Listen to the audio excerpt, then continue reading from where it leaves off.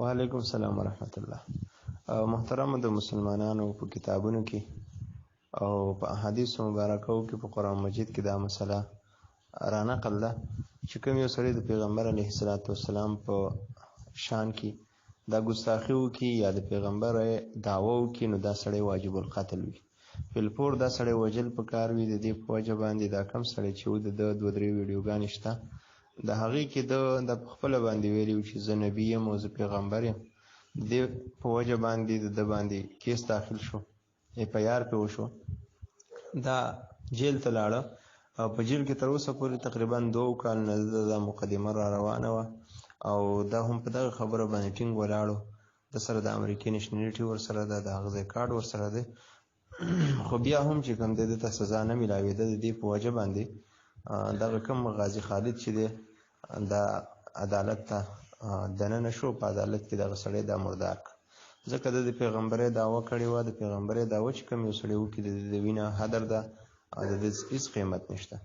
ماورای عدالت قتلول دا څنګه دي؟ نو اول خوشحاله په کار نه دي چې ماورای عدالت یې قتل کړي، خو په دې شرط باندې چې حکومت چې څوک د نبوت دعوه وکړي په 3 ورځو کې به علما دله راجمع کړي، دلته به دا کښېني، د دې اشکالات به ختم کړي، که په اسلام باندې څه اعتراضات یې هغه به ختم کړي. بیا د هغې نه بعد که دا توبه وباسي، خو ټیک ده، که توبه نه وباسي دا به 3 ورځې بعد دا پانسي کړی شي، ختم به کړی شي.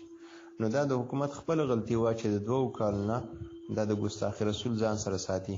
د دې نه علاوه نور تقریبا 48 کسان نور دي چې هغوی پاکستان په سپریم کورټ کې په هغوی باندې د ګستاخۍ جرم ثابت شوی دی، خو بیا هم پاکستان دا سزا نه ورکوي. د دې نه علاوه تر د 1947 نه چې کله دا ملک جوړ شوی دی چېرته یو ګستاخي رسول ته دا پکې سزا نه ده میلاو شوې.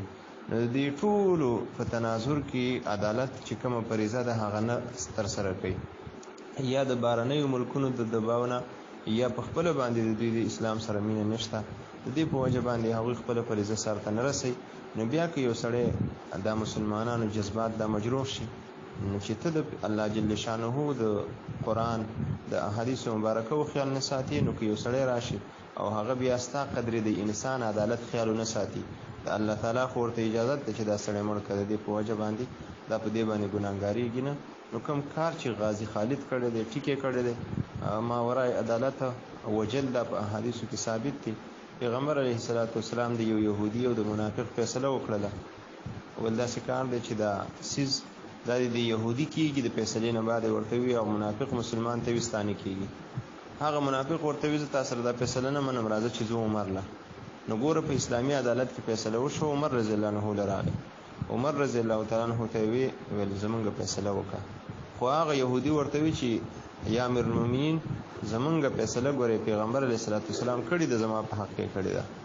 نو عمر رضی الله تعالی عنه هغه یهودي ته ویل، مسلمان منافق ته دا ټیک ویل، ولخذ زه روزم او زه ستاسو فیصله کوم. چې کله وروته د دغه مسلمان منافق نه دا سټ و او ویل چې دا څوک د پیغمبر علیه السلام فیصله نه مني، نو د عمر بیا دغه فیصله وي. نو عمر رضی الله تعالی عنه ګستاخي رسول هغه ماورای عدالت قتل کړو. بیا پیغمبر علیه السلام عمر رضی الله تعالی عنه ته سزا نه ده ورکړې. صحابه دانی دی ویلي چې ته سزا ورکړې شي، لہذا ګستاخي رسول د ماورای عدالت بالکل قتلول جایز دي. او د دې په اسلام او په حدیث مبارکو کې د دې مثالونه شته دي. د دې په وجه باندې ښه کار یې کړی دی چې کوم یو سړی مذمت کوي هغه دې په خپل ایمان باندې ویریږي. وعلیکم السلام. وعلیکم السلام ورحمت الله. محترمه د پیغمبر علیه السلام چې د مکې مکرمې نه مدینې منورې په ته نه صرف 2 کسان چې یو ابوبکر صدیق رضی الله تعالی عنه بل پیغمبر علیه السلام چې کله لاړه نو بیا هلته دې ته ډېر کسان د استقبال ته راوتلي وو، هغوی مشترکه لیدلی وو. مقام ذی وداع ورته وایي، دا د مدینې منورې نه چې دې خوا راوځي دغلته یو ځای شان ده، غونډۍ شان، هغې کې لار شان ده، دغلته پیغمبر علیه السلام ته خلک استقبال ته راوتلي وو، دا مقام ذی وداع ته، او ټولو خلکو دا په یو ځای باندې لیدلی وو. د یو کس په باره کې دا نه دي رانقل چې ګنې د نظر کې لومبی لګېدلی دی او د نورو ګنې نه دی لیدلی. البته چې کله ورنږدې شو نو هغوی ورته دا چې کوم دی هغه اشعار ویلي، په حیانا په حیاکم، دغه چې کوم دی اشعار ورته مشترکه ویلي. علیکم السلام. وعلیکم السلام ورحمت الله.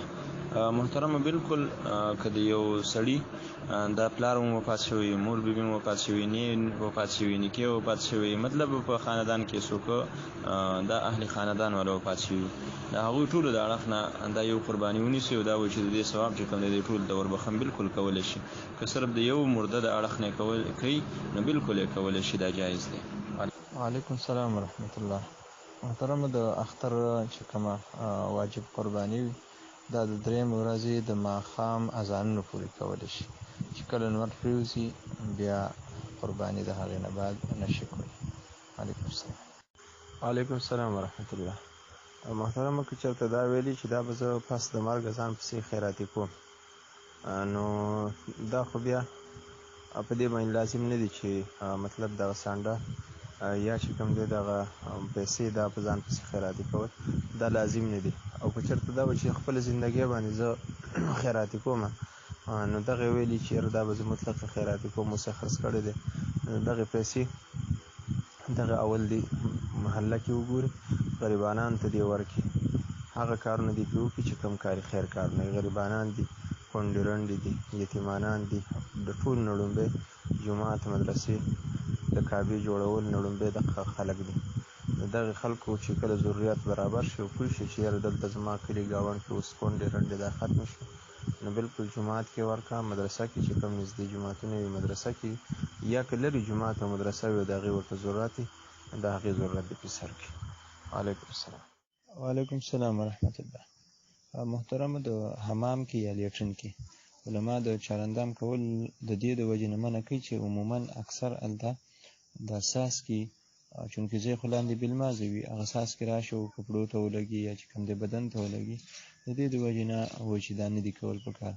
البته که یو سړی د دغې څاڅکو نه ځان ساتلی شي، مطلب دا وایي چې ما ته څاڅکي نه راځي او بیا هلته چارندام کوي، نو اگر چې کراهیت یو ګونه به لري خو هلته چارندام کول د جایز او درستیا، چارندام کول د ټیک دی. وعلیکم السلام. وعلیکم السلام ورحمت الله. محترمه که چېرته ته ګاڼه یادې یو کس دی، هغه د یو بل کس نه 1 لک روپۍ راواخلي او ورته ووایي چې یا 2 لکه راواخلي، ورته ووایي چې تا سره زما په دې کې دا کور ګاڼه وي نو او ما له پیسې راکړه، نو دغه صورت جایز دی. البته د هغه دپاره د دې کور نه نفع اخیستل یا په هغې کې اوسېدل دا بیا جایز نه دي، ځکه دا په قرض باندې دا نفع حاصلول دي چې دا ناجایز دي. او البته که بل څه مسله وي نو مسله لږ وضاحت سره وکړئ، انشاءالله د هغې جواب به درته ملاو شي. وعلیکم السلام.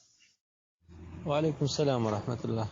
محترمه د دې زکات به ضرور ورکړئ، البته که مارکیټ یې ډاون وي او مطلب ناس وي، اوس د کار آمده نه دي، نو بیا چې د دې کم هغه د توک مال مطلب چې په څو باندې خرڅېږي د هغې قیمت دا به راجمع کړی شي او دغې نه به زکات ورکولی شي، بیا به هغې حساب نه وي چې په څو دې راوړی دی، ځکه په هغې کې بیا تاله هر کال به دغې زکات وباسي، تاوان دی.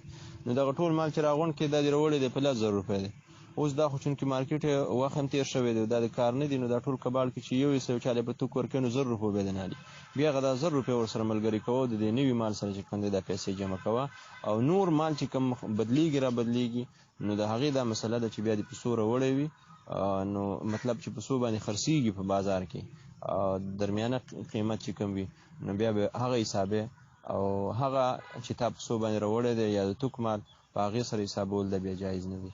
وعلیکم السلام.